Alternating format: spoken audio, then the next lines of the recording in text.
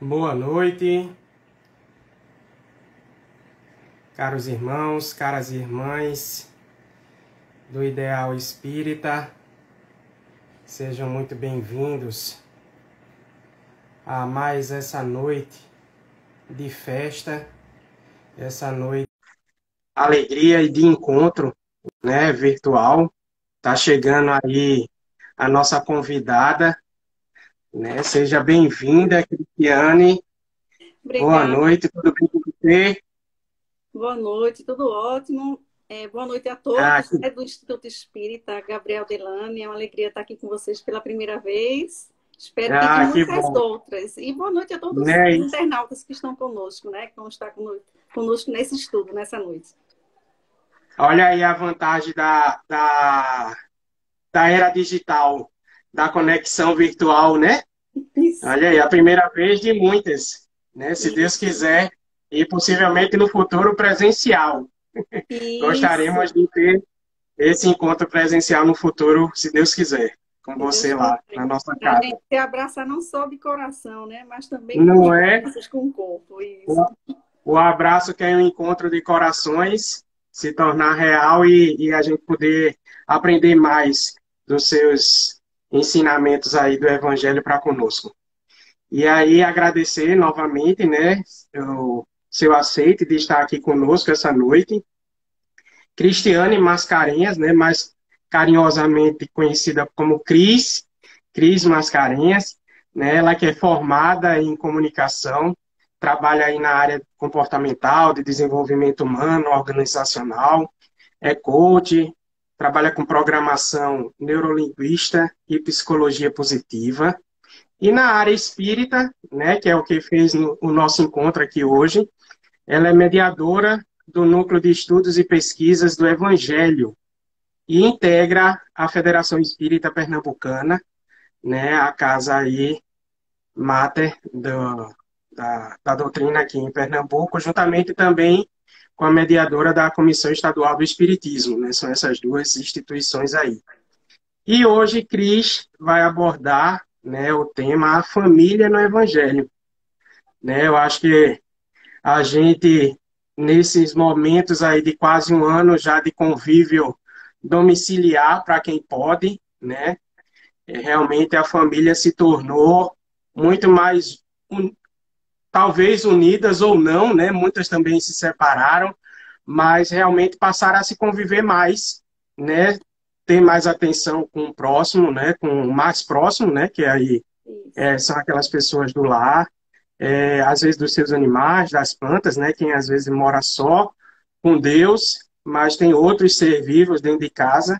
E aí realmente passou nesse período, estamos passando no período de pandemia, esse contato mais próximo com aqueles nossos irmãos dentro de casa. E aí vou ler, como eu sempre gosto de ler um pouquinho, uma mensagem curta, né, para iniciar aí os trabalhos antes da prece.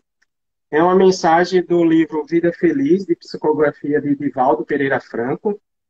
E são várias mensagenzinhas curtas. E já que o tema é família, né, vamos falar de pai e mãe. Então, a lição 69. Ser pai ou mãe é uma grande responsabilidade. Cada criatura traz o destino que organizou para si mesma, em reencarnações passadas. No entanto, ela nunca deixará de assimilar os exemplos vividos no lar pelos pais. A primeira escola é, pois, o lar. E este, por sua vez, é o resultado da conduta dos esposos, que se devem esforçar para fazê-lo agradável, honrado e rico de paz.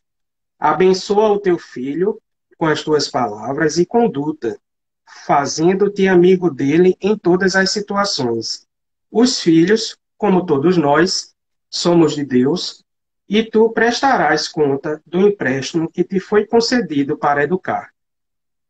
Então, essa é a lição, né? São mensagens de Joana de Ângeles, a mentora de Divaldo Pereira Franco, e aí para ter uma ligação junto ao tema de hoje, né? Então,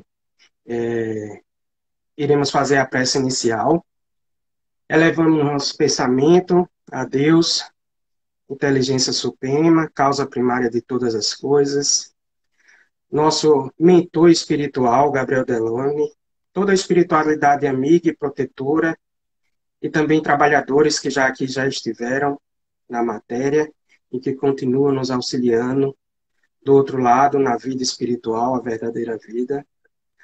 Que possamos nessa noite de encontro virtual, mas não menos importante para a divulgação e para o aprendizado da doutrina espírita, possamos receber todas as bênçãos, todas as lições necessárias para que possamos, com nossa garra, com nossa vontade, com nossa fé, pôr em prática todos os ensinamentos recebidos, que vão ser recebidos nessa noite, e com a prece que Jesus nos ensinou, possamos dar por início a nossa live doutrinária da noite de hoje. Pai nosso que estás no céu, santificado, Senhor, seja o vosso nome.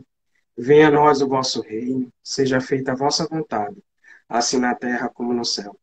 O pão nosso de cada dia nos dai hoje, perdoa, Senhor, as nossas ofensas, assim como nós perdoamos aqueles que têm ofendido.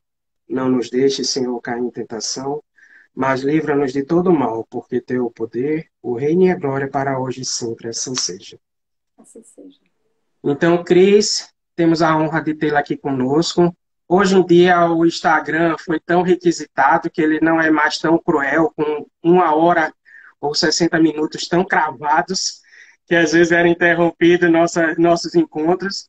Então, a gente tem aí um encontro mais ou menos de 1 hora, que aí quando tiver faltando uns 5 minutos, eu dou um alerta, e aí as suas considerações finais, e até para você depois, posteriormente, estar fazendo a prece de encerramento da nossa Ok. reunião, por favor.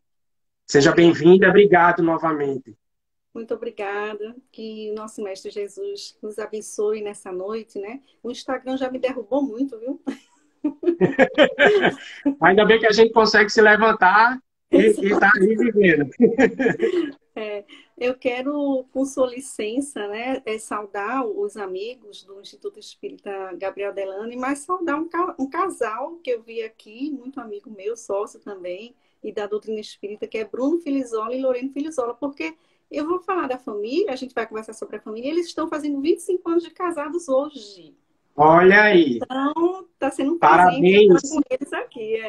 Boa noite de alegria e de felicidade para eles.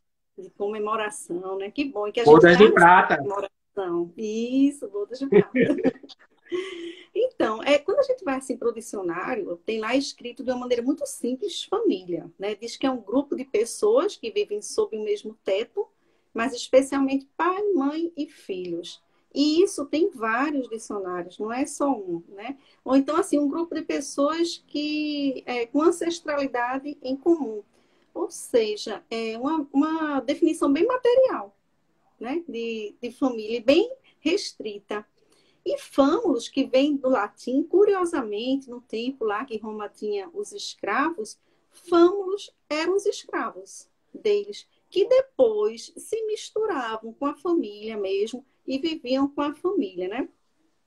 Então, o grupo de indivíduos com a mesma consanguinidade, né? De cara, a princípio a gente já vê isso.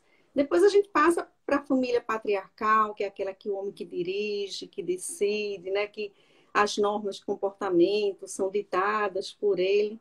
Na era de Adriano, aí já começou mais se estendendo o apoio dessa família, a proteção, já nesse sentido mais, né, de um clã. E na Revolução Francesa, no século XVIII, eles romperam com aquelas tradições das monarquias. Então a família ficou uma coisa mais informal, né? Quando nós vamos para Kardec, Kardec vai dividir em duas classes. A família, a biológica, obviamente, que essa é uma família que, como você disse aí na sua mensagem, nem sempre essa família são seres que estão em sintonia, que têm afinidades. Teoricamente, a gente se atrai por afinidade, de fato, né? Tanto encarnado quanto desencarnado. Mas acontece que tem uma tal de solidariedade que rege o mundo. A gente vê a solidariedade não só entre as pessoas, mas a gente vê no universo. Então, por exemplo, a gente está numa transição planetária agora, e está tendo uma enxurrada de espíritos de Alcione, uma estrela mais evoluída com a gente. A gente está no cinturão dela, né? No cinturão de fotos dela, está se aproximando. Então, isso é solidariedade entre os mundos. E assim, no pequeno mundo da gente também, nós somos solidários. Então, o que acontece?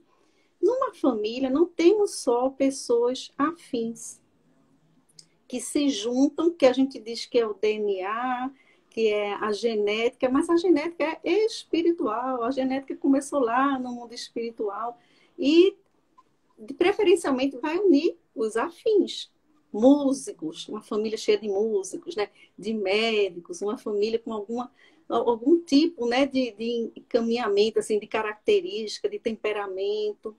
Mas nós estamos no mundo de expiações e provas, então nós recebemos também muito aqueles nossos irmãos que nós precisamos nos ajustar. Do pretérito, que nós precisamos perdoar um ao outro, que precisamos conviver. Mas também recebemos aqueles que não têm uma relação realmente com a gente, independente de ser de amor ou ser de ódio.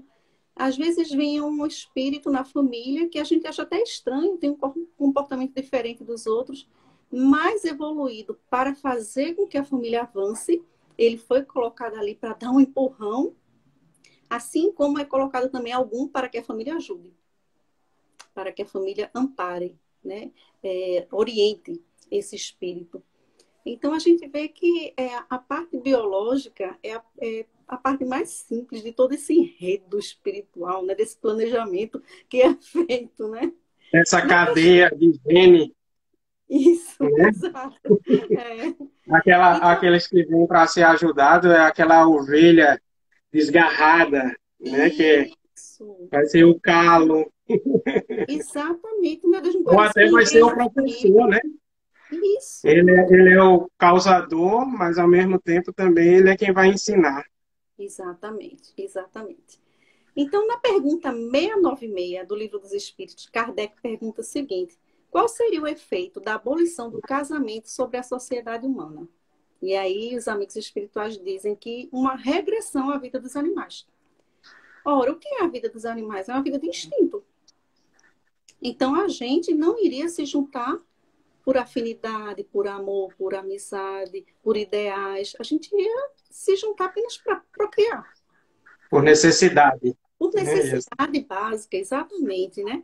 E lá na 775 ele pergunta o seguinte: qual seria para a sociedade o resultado do relaxamento dos laços de família? Aí fala uma recrudescência do egoísmo. Ou seja, iríamos viver só para a gente, porque não iríamos ter a oportunidade de exercitar com um grupo essa troca. Nós somos seres gregários por natureza. Ainda tem isso, só evoluímos com o outro. O outro é o nosso reflexo. Né? Quem traz muito bem isso é o Emmanuel, que depois eu vou ler um trechinho aqui, em Pensamento e Vida. Né? Então, o egoísmo é a maior chaga. Nós iríamos nos fechar. Né? Aí tem uma antropóloga chamada Margaret Mead. E uma vez, ela em sala de aula, uma aluna fez uma pergunta muito inteligente, interessante para ela. Disse assim: olha, para vocês, antropólogos, quando cavaram lá os primeiros túmulos, o que foi que representou o início da civilização humana? Qual foi o sinal? Qual foi o objeto? Qual foi o utensílio que vocês souberam para aqui começou a civilização? Né? Nós sabemos que existia aquela família de hominídeos, né? O orangotango, o próprio homo, chimpanzé, gorila, né? E aí teve o quê? O elo perdido, né? Teve um espaço aí que pulou para o hominal que não se encontra ossos. Né? E a gente sabe o quê? Que nesse passinho, que foi essa evolução do hominídeo para o hominal, a evolução foi na dimensão espiritual, não foi na material, aqui no nosso planeta, né? E aí a resposta dela é o seguinte: eles notaram que tinha começado a civilização humana, já que não tinham ossos, quando encontraram um osso fêmur, aquele grande da perna, colado. E isso, naquela época, queria dizer o quê? Porque um animal não ia... Quando um outro animal se machuca, ele foge, ele agride, ele vai se proteger, ele vai proteger a família dele. o grupo dele, mas isso queria dizer que alguém cuidou desse outro. Alguém ajudou ele a comer, ajudou ele a se proteger, ele ajudou também a aquecer, e por muito tempo, porque demora bastante. Porque uma pessoa com o fêmur quebrado, ela não consegue fazer nada. Ela não se levanta para sobreviver. Naquela época era isso. Ia se E as levantar e dificuldades eram muito maiores, né? exatamente, exatamente. Então, o que é que ela disse? Que desse momento alguém desenvolveu um olhar afetivo sobre o outro, uma troca. Aí começou o quê? Uma era que dizia o seguinte, que o forte tem que proteger o fraco. E na família vem fortes e fracos, em todos os sentidos. Vem diferentes, vem pessoas amáveis, vem pessoas ariscas, vem os frágeis, de físico, as crianças, os idosos, mais tarde. E aí a pergunta que fica nessa historinha dela é: a gente tem colado os ossos dessas pessoas que estão na mesma casa que a gente, né? Vamos pensar na casa, porque é a primeira escola, realmente, né? A gente tem colado os ossos, ou seja, a gente está ajudando, a gente está aquecendo, com calor humano, com calor mesmo. A gente está amparando, né? A gente está dando condições para a pessoa evoluir, ou a gente está só querendo a parte da gente. Não, eu quero a minha parte nisso. Eu quero ser ajudado, só o egoísmo. Eu quero tudo para mim, eu em primeiro, né? Então aí o homem ali mesmo ele já começou a desenvolver o quê? Humildade, paciência para o outro, né? Um olhar para o outro, um relacionamento, empatia. E aí a gente amplia a empatia, não só se colocar no lugar do outro, porque quando a gente se coloca no lugar do outro, a gente vai com o olhar da gente, né? Não é com o olhar do outro, mas a empatia no sentido de estar junto. Então, às vezes eu não falo nada, mas eu estou junto, estou do lado, eu dou um toque na pessoa, eu choro junto com a pessoa. Isso é empatia, eu estou junto, né, com a pessoa. Então, vamos lá. Aí a gente anda mais um pouquinho, lá pelos anos 50, né? A crise das guerras lá pela Califórnia. Aqueles jovens já não queriam mais guerra, queriam a época do amor e da flor, né? Mas aí se destrui muito o quê? Os deveres dos lares, a educação moral. Eles começaram a sair mais cedo de casa, abandono mesmo, né? Na Revolução Familiar do século XX, foi a Revolução do Sexo, então destinado toda a atenção para o prazer, a inconsequência, a gravidez sem cuidado, né, que causou tédio, solidão, né? Uma intenção política de matar a família, porque a família é aquela que protege também, inclusive os direitos das pessoas, né, de sobrevivência. Então, a família teria direitos, proteção, compromisso. Isso a gente está falando o quê? De uma primeira noção de sociedade dentro da casa, numa esfera pequenininha, para justamente aprender. Então, dentro do lar é que realmente é a escola do mundo, esse mundo solidário de renúncia. E aí a gente pode lembrar o seguinte, quando a gente vai para o Evangelho, que a gente está falando de Evangelho, quando Jesus é admitido na carpintaria do Pai.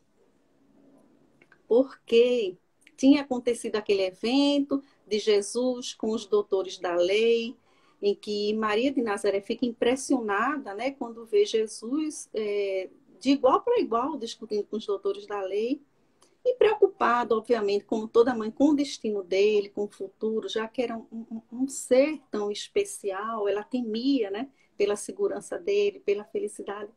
Tinha relacionamento com os sacerdotes, né? Prima de Elizabeth, ou Isabel, esposa de Zacarias, que era um sacerdote, pede tipo um emprego a Jesus, olha, na escola do templo. E aí Jesus, quando sabe, o que está acontecendo? Por um acaso não estou dando testemunho, não estou cuidando dos negócios do Pai, só que os negócios do Pai eram de Deus, não era o terrestre, né? Mas mesmo assim, o que é que ele faz? Imediatamente ele procura José e pede para ser admitido na carpintaria. Como quem diz assim, olha, é aqui que começa tudo. É aqui o aprendizado. Antes é aqui, porque Jesus, ele sai para o messianato dele, para a vida pública dele, um homem já, com mais de 33 anos, 33, 36 anos, não tem idade certa, a gente sabe, né? Há contradições. Nessa época, então ele cumpriu todos os deveres no lar. Ele viveu o lar. Maria dizia que ele enchia a casa de alegria, porque ele gostava de cantar. Ele ajudava nos afazeres domésticos, né? Então, realmente o trabalho começa em casa. E aí, depois dessa família que o Kardec fala, biológica, ele traz a família espiritual. O que é a família espiritual? É a oficina de valores éticos, justamente, porque aí são as almas. Aí, ó, no livro Pensamento e Vida, esse aqui, maravilhoso, é meu de cabeceira, ele abre o livro dizendo o seguinte, que a mente é o espelho da vida em toda parte. O que é o espelho? O espelho capta e devolve. E a gente está nessa comunhão de captar e refletir os nossos pensamentos, se misturando, né? Olha o solidário. E aí tem um capítulo família que ele diz o seguinte: a família consanguínea entre os homens pode ser apreciada como um centro essencial de nossos reflexos. Reflexos agradáveis ou desagradáveis que o pretérito nos devolve. Então, hoje, o que nós estamos vivendo é o reflexo do que nós vivemos até o momento, em outras existências, né? E aí tem dois seres muito frágeis nessa família, que eu queria chamar a atenção. Primeiro, a criança. Nós sabemos que a criança, ela tem duas podas cerebrais, uma mais ou menos aos 7 anos, que os psicólogos trazem, que é realmente essa época que a gente sabe que está completando, né, a reencarnação, ela está começando a ter as lembranças. Então, essa fase até 7 anos, mais ou menos, é uma fase muito boa para implantar na criança valores éticos, morais, principalmente, aliás, eu não diria principalmente, eu diria pelo exemplo. Pode falar, mas se fizer o contrário, ela vai fazer o contrário, ele vai fazer conforme o exemplo, né? Aos 14, 15, na adolescência, ela tem novamente essa poda. É um momento que ela é muito suscetível a obsessões por conta disso, porque vem as lembranças do que ela foi realmente no passado, né? Você sabe que em Esparta, aos 8 anos, a criança ela era levada já para ingressar na vida militar. Essa criança não tinha infância, né? Na realidade. E a outra parte, quando a gente vai para os temas são os idosos. Quem são os idosos? Os nossos avós, os nossos bisavós, tataravós, os nossos ascendentes. Nós devemos toda a honra. Quando a gente vai lá para a lei de Deus, começa os primeiros 10 mandamentos, os primeiros falando de nosso dever com Deus, nossa relação com Deus, mas depois começa na relação com o outro, o primeiro é honrar pai e mãe. O resto é tudo não matar, não isso, não aquilo, mas começa a honrar pai e mãe. Nós somos esses próprios ancestrais. Quando nós estamos desrespeitando, ferindo, nós estamos desrespeitando, ferindo a nós mesmos, a nossa vida, né, aqui na Terra. E aí, que tem até no Evangelho, né, a piedade filial, né, tem essa parte que é bom ler também. Isso, aí a gente tem uma questão aí, uma cultura ocidental que não valoriza o idoso, acha que é velho, né? Assim como o senhor valoriza o que está dentro do padrão, né? O que é bonito, o que é magro, o que é isso, o que é aquilo, né?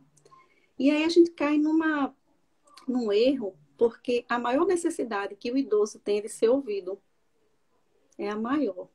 49% se sente um peso na família. Por quê? Porque às vezes a família coloca ele num quartinho lá atrás e ele fica abandonado. Às vezes coloca dentro de casa, coloca na mesa, janta junto, mas não olha para ele, não fala com ele, ele não participa da conversa. Então está ignorando do mesmo jeito, né? E aí ele sofre 2 tipos de violência. A violência psicológica, ou seja, o idoso ele já vivia numa pandemia, ele já estava isolado.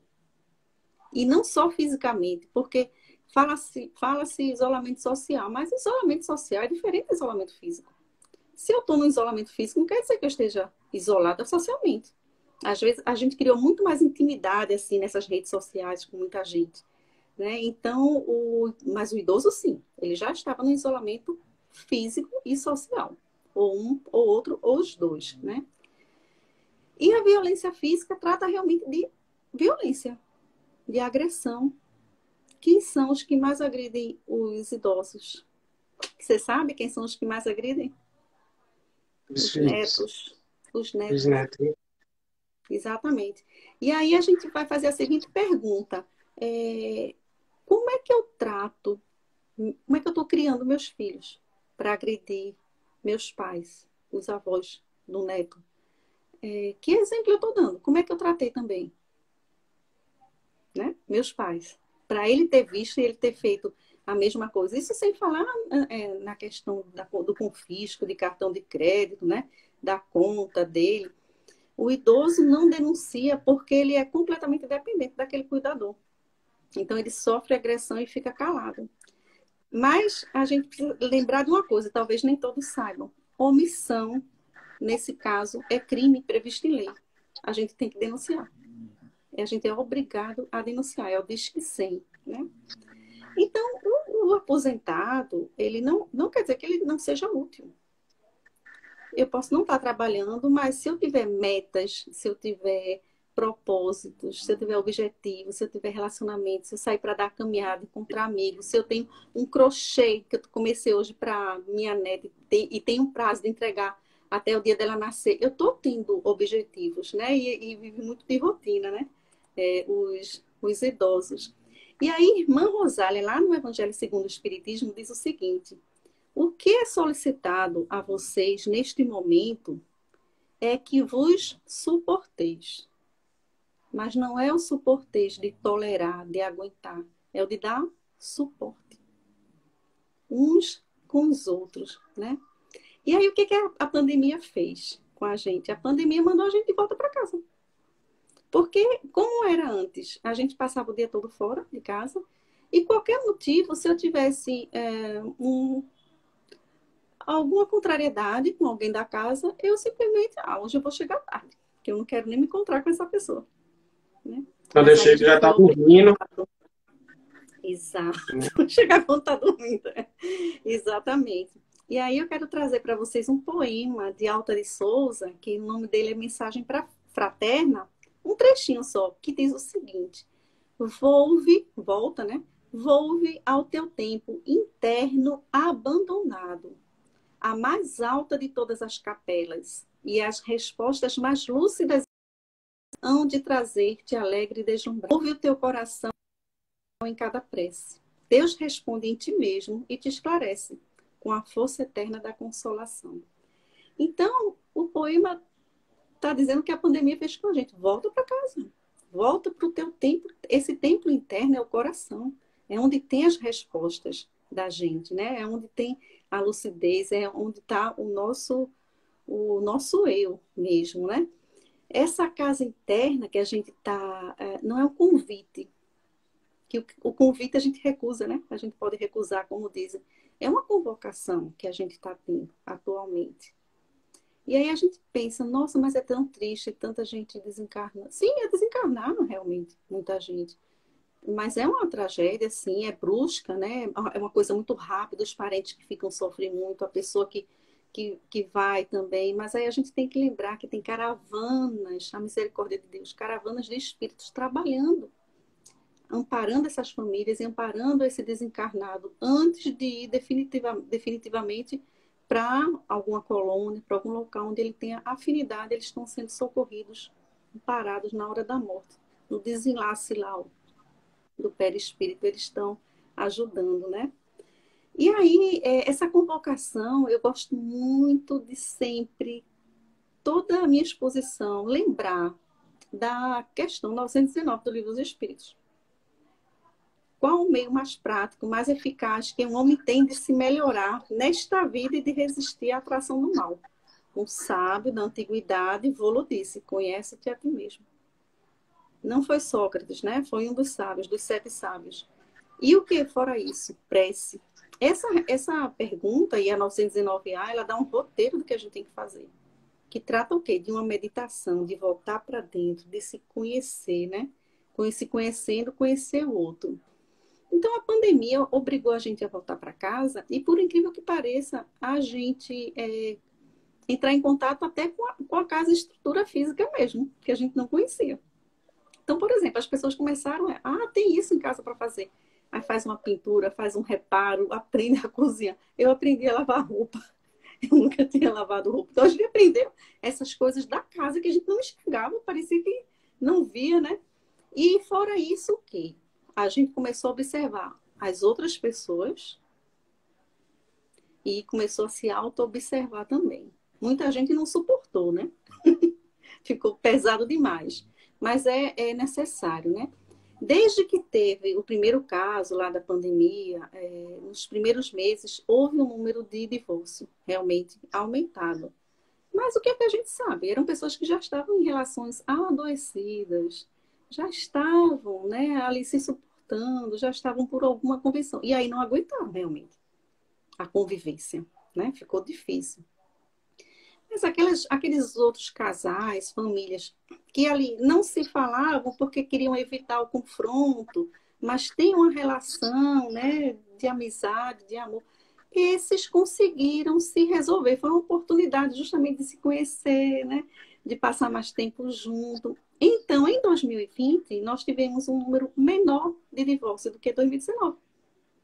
Olha que interessante, né? Então, a gente não pode dizer que aconteceu uma tragédia, né? Bom, nesse livro aqui, esse livro aqui, ó, Vidas Vazias, ele é de Joana de Ângeles. Eita, que legal! Joana de Ângeles, psicografia de Divaldo, né?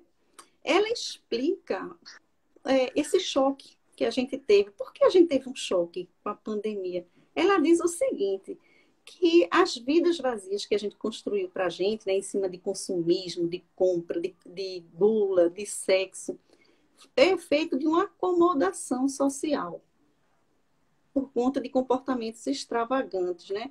Ou seja, a gente desperdiçando energia com exageros, que não é que a gente não possa fazer as coisas, mas a gente não pode exagerar ou só dar atenção às coisas materiais. E aí ela disse que a gente entra num estado de consciência de sono, ou seja, a gente fica adormecido, não presta mais atenção, não acha estranho uma violência.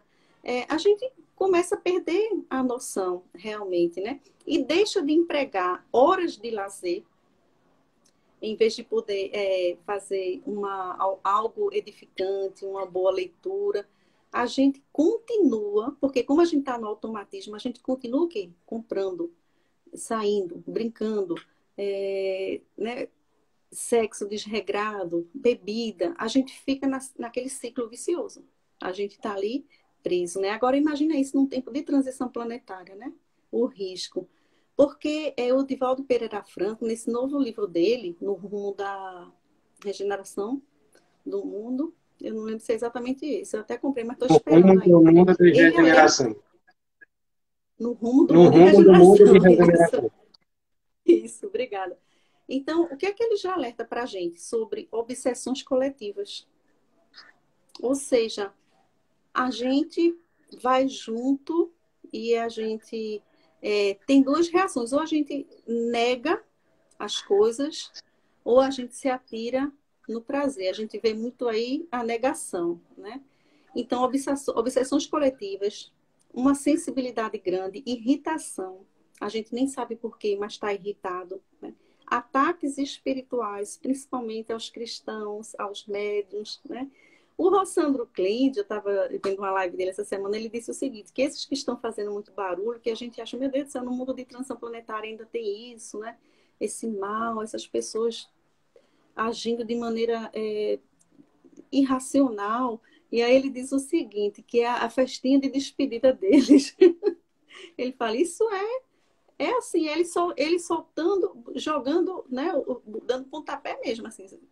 É o probatório, Vamos né? lá. Depois desse, Exatamente, exatamente. errou, Aqui é tá tudo eliminado. perdido, tá tudo perdido, vamos chutar o pau da barraca mesmo, porque a gente sabe que a obra do Cristo é um plano que vai dar certo, lógico.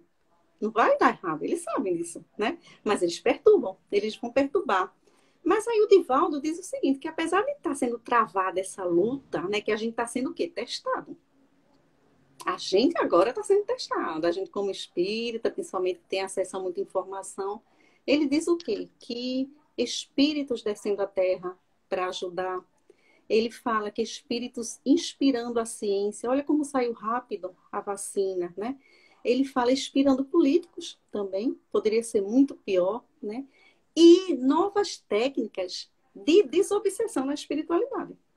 Para justamente conseguir controlar essas obsessões coletivas que estão sendo, né? Então, vidas vazias é porque a gente estava dando conta apenas das necessidades biológicas da gente. Só, apenas isso, né? Ela chama a minha atenção, porque ela fala assim, a gente fica no estado vegetativo, olha que forte, um estado vegetativo, né? E adormecidos, alheios, no automatismo. E aí, o que, que a gente tem que prestar atenção? Quando é que eu tenho emoções, as emoções eu não tenho como controlar, elas vêm. Uma raiva vem, um medo vem. Eu tenho que acolher essas emoções. Eu não tenho como evitar. Isso é a parte, emoção é um efeito automático, instintivo. A gente não controla, né? Então, por exemplo, se eu estou na rua, eu escuto um cachorro latindo, eu vou correr. Eu não olho nem para trás, eu vou correr. Opa! Né? É no instinto mesmo. Mas, depois que a gente tem emoção, a gente tem a possibilidade de elaborar essa emoção, dela virar um sentimento, um pensamento. E aí eu decidi o que eu vou fazer com essa emoção. Aí é que está o X da questão. Então, por exemplo, se eu tive uma raiva muito grande, alguém me trancou no trânsito, alguma coisa assim, se eu tenho um controle emocional, uma calma, eu respiro, eu vou escolher o que eu vou fazer com aquilo que me aconteceu, com aquela emoção. O que é que eu vou fazer? Eu vou devolver? Eu vou agredir também? Não, eu vou superar, porque não vale a pena. É uma decisão. Então, a gente precisa sair desse automatismo, dessas emoções básicas, elaborar, pensar. Uma das maneiras da gente fazer isso, a gente sabe que é se conhecendo, para saber que tendências nós temos de reações, meditando, né, respirando bem, que é justamente para a gente desenvolver esse momento de calma nessa hora crucial que a emoção vem no automatismo, né? E aí, então, eu queria trazer a passagem aqui em que Maria, com os irmãos de Jesus, que a gente não sabe necessariamente se eram irmãos, porque sabemos que naquela época todo mundo era irmão, era primo, as aldeias juntas, todo mundo era parente. Mas ela chega, ela estava preocupada com ele, e ela chega na casa de Simão Pedro. Ele estava falando para uma multidão, depois estava dentro de casa, e aí alguém avisa Jesus: tua mãe e teus irmãos estão lá fora e querem falar contigo. E aí Jesus lança aquela famosa e polêmica frase, que é uma pergunta: quem é minha mãe e quem são meus irmãos? Que muitos aí dizem que Jesus ele estava desconsiderando Maria, muitos dizem porque Maria no Novo Testamento ela desaparece, né? Tem a parte do anúncio do nascimento de Jesus, o próprio nascimento, depois ela some, não fala mais nela, né? Mas isso é normal, não se fala de várias outras mulheres. Eram patriarcais, né? Então não é estranho, ela aparece só no final, depois, na crucificação, né? Mesmo. Isso. Então, ele não estava desconsiderando a mãe e os irmãos, né? Ele estava querendo dizer o quê? Aqui, ó, quem é minha mãe, quem são meus irmãos? E estendendo as mãos para os discípulos, disse: aqui estão minha mãe e meus irmãos, pois quem faz a vontade de meu Pai que está nos céus, este é meu irmão, minha irmã e minha mãe. Aqueles que estão em comunhão comigo, têm afinidade comigo, são os nossos irmãos, né? Quantos a gente encontra na vida que não tem parentesco nenhum, consanguíneo, e a gente diz que é um irmão. A gente gosta como se fosse um irmão, né? Então, ele estende, ele traz aí a parentela universal que ultrapassa os laços sanguíneos, né? E aí, Maria, que o nome dela quer dizer querida de Deus. Maria, quando estava grávida de Jesus, ela dizia: eu sou sua serva, eu adoro ser sua mãe. E ela disse: filho meu, ouve meu coração batendo junto ao teu. Dia chegará em que não te poderei furtar a sanha, ou seja, a raiva, a ira, né? Dos homens. Por ora, amado meu, deixa-me guardar-te e proteger-te. Então, isso aqui é uma mãe encarnada, apesar de Maria ter sido uma missionária, ela inclusive trabalhou no início, está lá em A Caminho da Luz, com Jesus na construção do planeta Terra. Então, ela era uma missionária, mas encarnada, a gente sabe que o véu do esquecimento, né, traz para ela uma angústia, porque ela tem pressentimento de tudo que vai acontecer, né, aquilo ali já estava tudo previsto, e aí ela fala isso, né, que enquanto ele está bebezinho, está dentro do ventre dela, ela quer proteger, né? E eles, ao contrário do que muitos pensam, que ela sumiu da vida dele, o contrário, ela acompanhava toda a vida dele através dos discípulos. Ela fazia as túnicas de Jesus e mandava para ele vestir, né? O cuidado de como qualquer outra mãe, né? Quando ele é condenado, João, o evangelista, aquele mais novinho dos discípulos, né? João vai até a casa dela, que ela estava impaciente, sem saber o que tinha acontecido, para dizer que Jesus realmente tinha sido condenado, né? E ela sai na madrugada desesperada. Olha, ela sai da Galiléia, de Nazaré, lá em cima, no norte, atravessa Samaria e vai para Jerusalém, que é uma tirinha, né? A Palestina, a antiga, né? A atual também, mas era uma tirinha. Então, ela viaja de madrugada muito com o João, vai ao Sinédrio, não tem mais ninguém no Sinédrio. Aí ela vai à prisão, que é quando acontece dela pedir para ver o filho e o guarda esbofeteia ela, né? Ela fica ferida. E aí ela espera para seguir o filho na Via Crucis, chorava bastante, né? Ela não parava de se perguntar, ela não entendia por que estavam acusando o filho dela.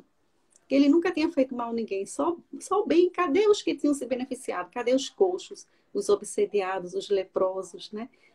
Uma situação de um filho ser injustiçado. Isso para uma mãe, para qualquer um é difícil, né? De compreender, de aceitar, mas imagina para uma mãe, né? Então, Maria orou a Deus para livrar aquele sofrimento de Jesus. Ela pediu. Mas aí depois, ela, quando chega embaixo da cruz, ela começa a lembrar do dia do anúncio que Gabriel anunciou para ela. Que ela disse o quê no dia que Gabriel anunciou a gravidez? Ela disse: eis aqui a serva do Senhor, seja feita a vossa vontade. E aí ela se tocou. Ela viu toda a vida com Jesus naquele momento. E ela se tocou que ali Jesus tinha escolhido aquela missão. Ia ser concretizada. Ela, assim como aceitou a gravidez, era a hora dela aceitar o testemunho, por mais doloroso que seja. E assim são os pais, quando às vezes não tem como interferir na vida do filho, não tem como salvar, né? Entre aspas, um filho, porque às vezes o filho escolheu uma vida, né? Ao pai que tem a consciência limpa, porque orientou, porque educou adequadamente, só cabe orar pelo filho, proteger, estar junto, né? Estar junto é muito importante. E aí, quando ela lembra disso, ela diz: não, é a hora do testemunho, é a hora de eu agir e ter as atitudes que Jesus me ensinou. Olha como ela acompanhava ele, sabia o que ele tinha ensinado. E aí, sabe o que acontece? Maria começa a olhar para o outro, começa a olhar para a família universal. Ela vai consolar a mãe do bom ladrão. Ela esquece a dor dela e ela consola aquela mulher que está ali. Aí ali Jesus entrega toda a humanidade, né, representada em João, a ela, como quem diz assim: você não está perdendo o filho, você está ganhando toda a humanidade, né? Todas as pessoas são seus filhos, que é o que ele diz também a Maria de Madalena. Quando Maria de Madalena diz: Senhor, eu não posso ter filho, meu ventre já foi varado mais de 1000 vezes. E ele diz que todas as mulheres que estão em sofrimento, todos os filhos abandonados, são filhos dela, não é? São filhos dela também. Então, o pai tem um poder, e a mãe, os pais, relativo sobre os filhos, sobre a felicidade dos filhos, né? Bom,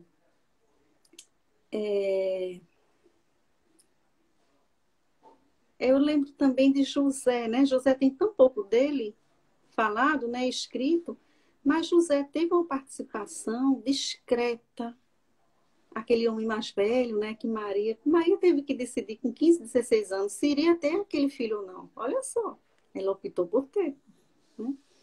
Porque ela poderia ter sido morta por lapidação, caso José resolvesse entregar ela ao sinédrio, às autoridades. Ela ia morrer apedrejada, né? Mas ele confiava nela. Ele só não entendia como é que aquilo ia acontecer, mas ele conhecia ela, né? Ele sabia quem era ela. E José tem um papel, porque eles atravessam ali, indo para Belém, num burrinho, não sei, em algo assim, e ele protege Maria de estupro, de assalto durante o caminho. Ele garante a vinda do Mestre, responsável pela segurança do nosso Jesus. Olha que coisa mais linda, né? E aí, toda a família tem a hora também de se despedir, de se separar quando os filhos crescem, né? Quando chega a hora, José já tinha desencarnado, né? Ele estava sozinho assumindo a carpintaria. Jesus diz que vai seguir, ser messianato. E Maria tenta de toda forma impedir ele, como qualquer mãe, né? O que é que vai ser de você? E a quem vai cuidar daqui? E alegou dependência, não tinha mais dependência nenhuma, os irmãos já estavam crescidos com seus negócios. Até que ela não tem mais argumento, aí ela diz assim: e o amor que sentimos por ti, não te diz nada? As mães são assim, apelam, né? Aí, olha que coisa mais linda ele diz. Ele fala: amo todos com muita ternura e sempre agradeço ao Pai pela família abençoada que me deu.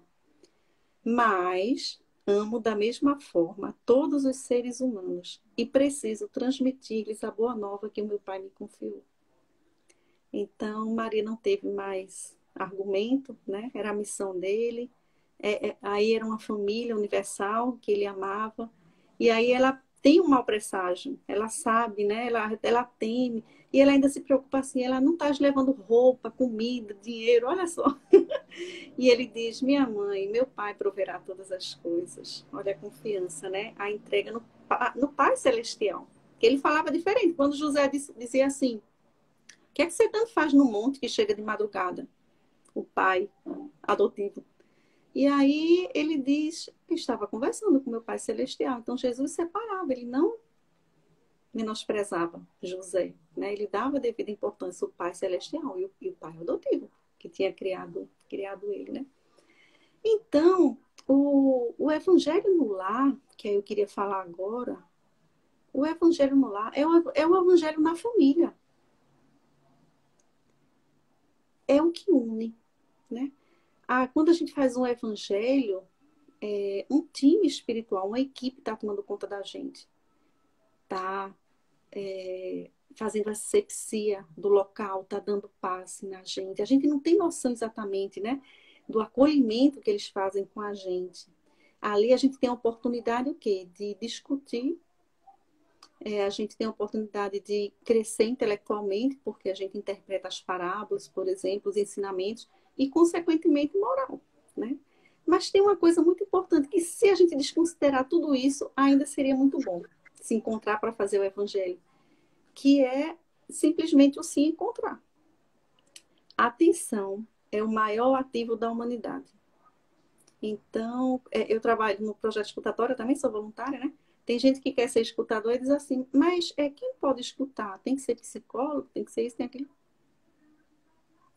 Qualquer pessoa pode escutar, né? Aí a gente, como é que Jesus escuta?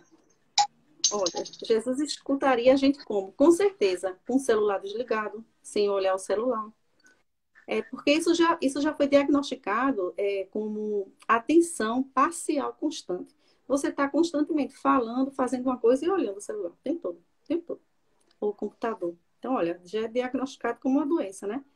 A gente usa um vocabulário adequado quando conversa com outro, né? Uma pergunta importante, que a gente deve fazer perguntas para o outro se sentir valorizado. Então, o filho chega, traz alguma informação, faz algum comentário e a gente ignora simplesmente. Ou então, ele responde, aham, sim, e olha para a TV. A gente deve fazer perguntas para ele notar que a gente está interessado. E vice-versa. Assim, os filhos com os pais mais velhos também, né? E aí, uma pergunta muito importante quando um filho, um pai traz algum problema, alguma questão, é perguntar como você está se sentindo? Como você está? Saber da pessoa e não do problema exatamente, né? Evitar o quê?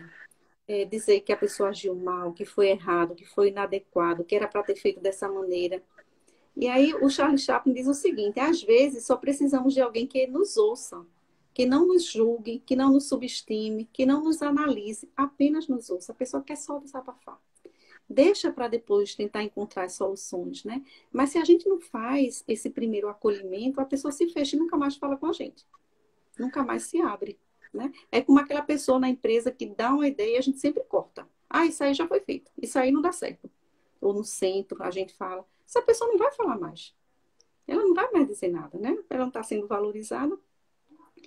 Então, se existe um problema, o que a gente tem que fazer é orientar, ao invés de tentar corrigir, né?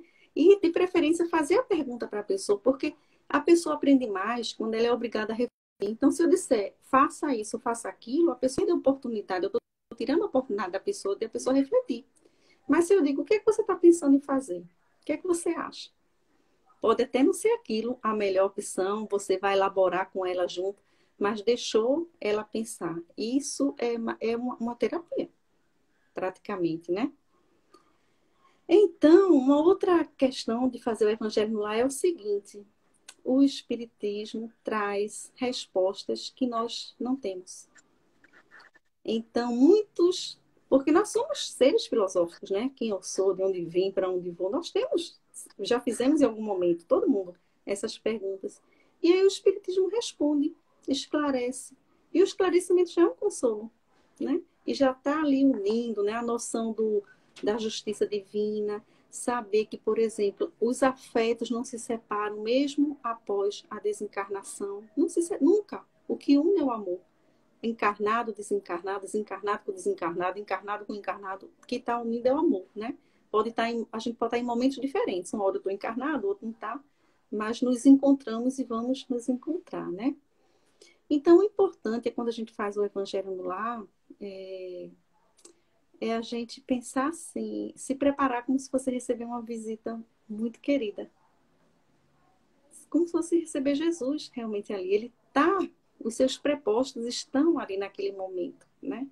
E a gente tem que pensar quantos seres nossos da família espiritual talvez não esteja ali naquele momento para ajudar, para amparar. Então, que valor que eu estou dando para esse momento do Evangelho no Lar, né? A gente precisa lembrar que o Evangelho no Lar é como um estudo, é como uma mediúnica, é como um passe. A gente não se prepara só um dia, a gente se prepara horas antes, a gente se prepara na semana, né? A gente tem que estar sempre se preparando para aquele momento, né?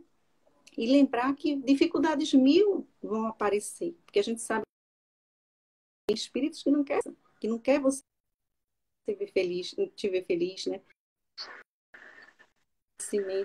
Então, acontece o quê? Durante o dia, durante uma hora antes, um dia antes, que a gente vai fazer o evangelho no lar. Um monte de dificuldade, de problema, de imprevistos, né? Para ver se tira a tua atenção. Mas a gente perseverando, a gente lembrando disso, compreendendo, perseverando, aí é como diz, né, no evangelho, a recompensa é muito grande. A recompensa é enorme. Então, é o teste, é a perseverança, é a vontade naquele momento de fazer, porque é o mais importante. O Milton Erickson, que é o pai da hipnose, ele usava as parábolas de Jesus nos tratamentos dele, tratamentos terapêuticos, olha só. Por conta desse cunho moral e por levar à reflexão, por não ter um julgamento, a parábola não julga. Quando eu conto uma parábola, eu não estou dizendo que é você, o devedor implacável, o credor implacável. Não estou dizendo que é você, estou contando uma história. Então, tem a reflexão, mas não tem o julgamento, não tem a crítica, né? E aí a gente lembrar que a gente oscila mesmo, né? Uma hora faz certo, outra hora não faz. E aí, será que Deus, mesmo quando eu não estou num momento bom, será que Deus me escuta? Com certeza. Ah, eu não estou bem, não estou legal. Faz, porque Deus escuta a gente, independente da situação que a gente esteja. Ele vai escutar, ele vai compreender e vai ter um amparo, se a gente assim pedir, né? Então, focar nas virtudes. Porque quando a gente foca muito nos problemas da gente, lógico que a gente tem que prestar atenção no que a gente precisa melhorar, mas se a gente foca mais isso do que as virtudes, a gente acha que não presta para nada, que não consegue as coisas, né? Então, importante também focar na gente como um espírito bom, porque a gente é filho de Deus, então a gente tem um DNA dele, de Deus, né? A gente também é bom, a gente sai do caminho, perde a rota, mas a gente é bom, né? Jesus, quando escolheu os discípulos, qual deles era perfeito? Nenhum. E aí Jesus vai lá em Levi, que é Mateus depois, convida um publicano, um coletor de impostos, odiado por todos os judeus, porque alguns extorquiam, né, os judeus para pagar Roma. E ele convida aquele publicano, que não quer dizer que o publicano, que o Levi, no caso, tenha sido, fosse desonesto. Não quer dizer isso a gente não sabe na história. Mas quando ele é muito simbólico ele convidar um publicano, pelo publicano ser tão odiado. Então ele está dizendo assim, olha, você sendo bom e sendo mal, você está contemplado no reino de Deus, você está contemplado no trabalho. Seu trabalho é importante, porque ele está vendo o potencial da gente lá na frente, né? Então, quando ele convida pescador, quando ele convida publicano, ele está querendo dizer isso. Quando ele convida um traidor, e a gente sabe que Jesus sabia que ele ia trair, né? Um discípulo que na espiritualidade realmente não foi um discípulo escolhido. Ele foi um discípulo que se ofereceu e ele apostou, ele achou que ia dar conta, mas não deu, né? O Judas. Então, quando Jesus faz isso com os discípulos, ele está dizendo isso para a gente. Ó, você que está aí pensando que não merece, que não é bom o suficiente, eu preciso de você para algum trabalho. Todos nós servimos para alguma coisa. Senão, não nascíamos. Ficávamos no mundo espiritual, né? Fazendo outras coisas. Então, a gente nasce porque a gente vai ser útil. Onde é o meu campo de atuação? Onde eu estou? No trabalho que eu estou, na família que eu estou, né? Com os meus companheiros da faculdade, na faculdade que eu estou. Então, onde eu estou é meu campo de atuação. Se eu não estou trabalhando, eu estou em casa, é porque meu campo de atuação, nesse momento, para minha necessidade, está sendo em casa, para minha evolução, né? E aí eu lembro, ai, tá perto já? É, o instante Apenas, passou, né? não se Então, vou preocupe, não. finalizar. Não se preocupe. E quando você falou do Evangelho, até Jesus dizia, né? Enquanto duas ou mais pessoas estiverem em meu nome, aí eu estarei, né? E às vezes a pessoa, não, eu não vou fazer o Evangelho porque eu moro só, né? Mas aí não é assim, né? Você é encarnado, mas espiritualmente você está acompanhado pelo menos do seu anjo da guarda, né? Que Sim, aí já são as duas pessoas, no mínimo que isso. ele falou, né? Então, assim, é iniciar e ter perseverança, né? Porque a diversidade vai ter um telefonema.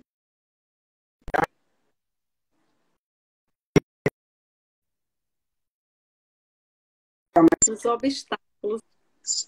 Realize, né? Você mesmo que não seja naquela hora, mas em pensamento você se conecta e depois quando chegar em casa ou realmente puder fazer, faz porque a espiritualidade está acompanhando.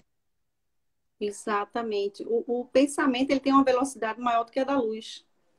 Então, mentaliza, mentaliza, né? Chama, convida, né? Esse convidado assim que vem, que vai chegar na tua casa, onde você estiver, se conecta.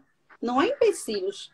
Se fosse assim, o espírito não atravessava a parede, né? Uhum. Não tem empecilho para o pensamento, para o espírito, para o amor. Não há empecilho.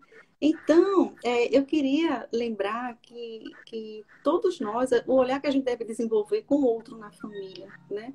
Primeiro, que nada do que a gente faz lá fora, a gente não deve, tudo que a gente faz lá fora, a gente primeiro tem que testar, tem que treinar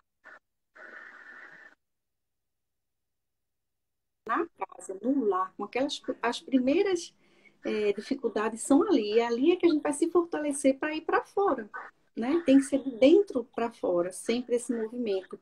E aí, nessa questão de dentro para fora, eu lembro de Michelangelo, quando perguntaram a ele se como é que ele fazia aquelas obras tão maravilhosas. E ele diz, eu não faço, eu tiro o excesso, elas já estavam lá. Então, assim somos nós, né? A gente precisa tirar os excessos, o excesso do egoísmo, da vaidade, da intolerância. Mas lá dentro da gente já existe, né? Uma luz, né? Como Jesus disse, brilhe vossa luz. Então, eu quero finalizar, né? Como sempre é muito bom a gente ouvir conselho de mãe, né? Não é isso? Conselho de mãe a gente tem que escutar, né? Então, aí eu queria deixar o conselho de Maria de Nazaré. Todos os momentos que ela aparece, que ela interage, ela sempre diz o seguinte: siga o evangelho do meu filho amado. Essa recomendação é a única recomendação que ela dá, que ela pede. Ela não pede nada para ela, né? A renúncia, a abnegação de uma mãe zelosa, amorosa, de um espírito ali, né, afim de Jesus. Ela simplesmente diz isso. Então, é a recomendação de uma mãe da humanidade, né? Foi eleita lá em Éfeso, uma mãe da humanidade por um leproso que ela curou. E ela faz simplesmente isso: siga o evangelho do meu filho amado. Pronto. A gente está seguro. Pode vir pandemia, pode vir o que for. Muito obrigada pela oportunidade. Agradecer demais, né, o encontro aqui. Fiquem com Deus, todos. Muita paz. Amém. Obrigado, Cris, pela explanação sua. Realmente aí, é, maior vivência realmente é essa pequena família, né? Um pai, uma mãe e um filho que mudou a humanidade, né? Separou aí um antes e depois. Então essa família conseguiu aí marcar e vai marcar toda a fase aí do planeta Terra, que tem muita coisa ainda a viver, né? Talvez não nessa, com certeza não nessa encarnação, mas nas próximas. Quem sabe se teremos o direito de reencarnar aqui, né? Então, acompanhar esse desenvolvimento desse mundo de regeneração. Aí que está uma das fases é essa pandemia, né? Que a gente tem que dar graças a Deus e realmente nada é por acaso. E realmente agradecer a presença do que aqui estiveram, que puderam ter essa um pouco mais de uma hora que estamos aqui conectados, né? Puderam também acompanhar suas palavras, né? Que possamos também levar esse ensinamento em prática para o nosso lar. E é muito mais importante realmente a gente começar dentro do lar, porque não adianta você ser uma coisa lá fora, ser tão buscar o perfeito, ou ser perfeito lá fora, enquanto lá, no lar, né, você gerar discórdia, né, a desavença, a desunião, né? Então, assim, não adianta, né? Vamos começar do dentro para fora, realmente, né? Então, só agradecer tanto a você, né, a todos aqui presentes. Gostaria que você pudesse fazer a prece de encerramento do nosso trabalho da noite de hoje, por favor. Obrigada. Vamos fazer sim. Então, quem desejar fechar os olhos para melhor se concentrar, fique à vontade. Jesus, amigo de todas as horas, obrigada, Senhor, por estar conosco, por sempre nos amparar, sempre se fazer presente em nossas vidas, de alguma maneira. Uma mensagem que chega, um comentário, um amigo que se aproxima, um telefonema, uma mensagem, um livro edificante que chega em nossas mãos. E também, Senhor, Tu chegas até nós através dos irmãos que às vezes temos conflito, que temos problemas, que temos raiva. Nele, Senhor, nos ajuda a ver a Tua face, para o nosso próprio bem. Que possamos, antes de qualquer pensamento, antes de qualquer palavra, pensar em Ti e nos perguntarmos: o que faria Jesus nessa situação? Para que possamos continuar a andar no Teu roteiro, no caminho e encontrar o Pai Celestial. Obrigada, Senhor. Abençoa todos do Instituto Espírita Gabriel Delano, todos que aqui estão conosco nesse estudo. E possamos ter uma noite abençoada e dias de muita esperança, de alegria, pela oportunidade do testemunho, que é para os escolhidos esse momento. Que assim seja. Assim seja, agradecemos a Deus, Jesus, nosso guia e irmão, Maria, mãe de todas as mães, a espiritualidade amiga, o patrono Gabriel Delane, por essa mais uma oportunidade, nessa terça-feira de estudo doutrinário, a espiritualidade amiga, nossos anjos da guarda, que possa abençoar a cada um de nós, os nossos lares, célula da família. Abençoa, Senhor, a todos aqueles que estão nos hospitais, internados em busca da cura, cada um com seu merecimento e sua necessidade. Sejam todos eles abençoados. Aqueles que, infelizmente, fizeram a partida ao desencarne, que possam receber seus espíritos ao despertar a consciência, e aqueles também que reencarnaram, que eles possam seguir firme aos propósitos, às diretrizes que eles fizeram a escolha antes de vir para a matéria. Que possamos ter uma semana iluminada de muita fé, coragem e força para seguir no dia a dia do planeta Terra. Assim seja. Assim seja. Obrigado, Cris, novamente. Obrigado a você, que faz parte da Federação Espírita, e que possamos ter outras oportunidades aqui Graças junto a com Deus. você também. E obrigado, e tudo de bom, e um abraço e um beijo. Beijo para Fiquem todos. com Fiquem Deus, com fiquem com Deus. Obrigado, gente. Deus. Tchau, tchau.